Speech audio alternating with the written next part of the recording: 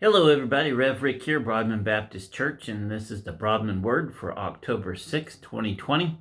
I want to talk to you a little bit today about moving towards eternity. Without eternity in the center of our thinking, it's like looking at a jigsaw puzzle as a picture of our life with the piece in the center essentially missing, a central piece missing.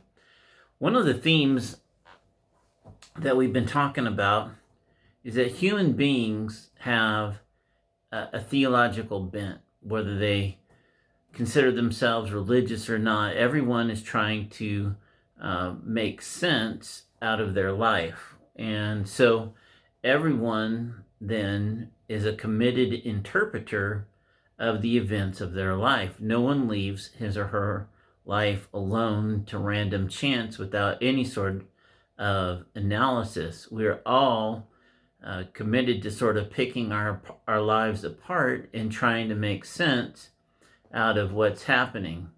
We develop our own systems, theology, whether it's biblical or not. We develop particular philosophies of life, things that we see and don't see and how we would want them to be. We all carry around with us a worldview that shapes our life and how we conduct ourselves. We also use those things to shape the way that we think and the way that we desire things, the choices that we make, the words that we say, the actions that we take is all formed by these analysis of our life, and none of us are passive about it. We all shape the way life looks to ourselves. So God, knowing who we are and knowing that we're hardwired to try to make sense of our lives, he has given us his word to help. In it, he reveals who he is. He definitely reveals and defines who we are, and he explains the meaning and the purpose of life. He unfolds the greater of humanity's problems, which is sin, in fact, the greatest of humanity's problems being sin. But then he immediately points out the hope of his amazing grace. He doesn't tell us everything because we couldn't possibly comprehend everything or deal with it in our daily lives. We don't have that capacity. But he does give us all the necessary pieces in order for us to have an origin to destiny worldview so we can live as we were created to live. Essential to this biblical worldview is eternity. That's why I'm calling this lesson Moving Towards Eternity, because it's central to the understandings that we're trying to get to today. The Bible confronts us with the reality that this life is not all that there is. It tells us that the world is in fact marching toward a final conclusion. You and I are eternal beings who will spend eternity somewhere. It will either be in the presence of God forever and enjoying company with him and others who have believed, or it's going to be an eternity separated from him in a place of eternal punishment forever and ever. So the reality of eternity then inflicts and infuses a here and now seriousness, but also one of hope. The way you live is important because there is an eternity to follow, and there's prescripts to understanding how to make your eternity the one that you want it to be. The choices you make are important because there is, in fact, a forever.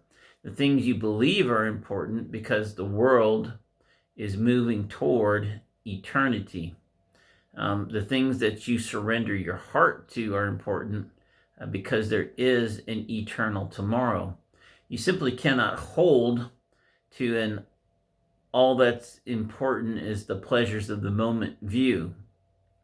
One more time, you simply cannot hold to an all that's important is the pleasures of the moment view.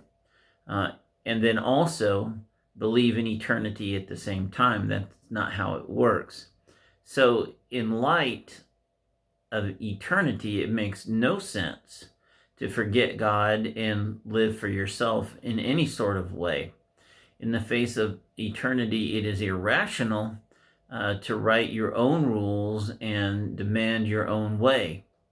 Eternity requires you to take life very seriously and to have it in a God-honoring, prescriptive manner. But eternity also fills this very moment with hope because, I know that this is not all there is. I also know that sin, trials, and suffering of our present time will not last forever. For God's children, there is better. There is eternity that promises that sin will die.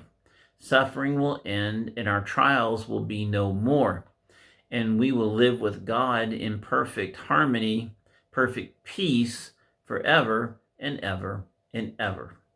You just can't make proper sense of life without viewing it from the perspective of eternity.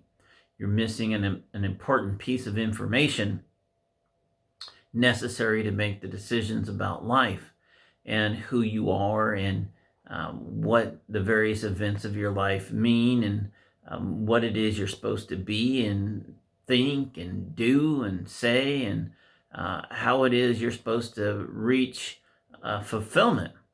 If you don't have the proper perspective on eternity, you're still going to be moving towards eternity. This world definitely is, but you're going to be doing so without the tools necessary to make the right decision to ensure that your particular eternity is the one that you want. If you want some more encouragement on this, some more study, the Gospel of John chapter 5, verses 19 through 29 is a great place to look. For now, I want you to consider eternity and consider it in proper perspective with your life and make sure that the reality of eternity and all of humanity's movement towards it are properly incorporated in your worldview, which should then drive your words, your actions, and how it is you go about existing in this world. I love you. I hope you have a wonderful day.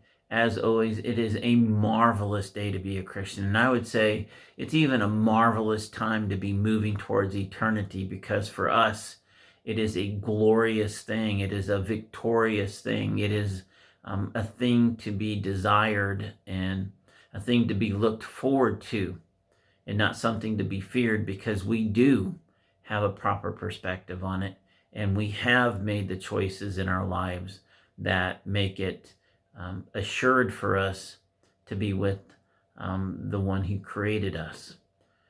You guys have a great day, and I will talk to you later.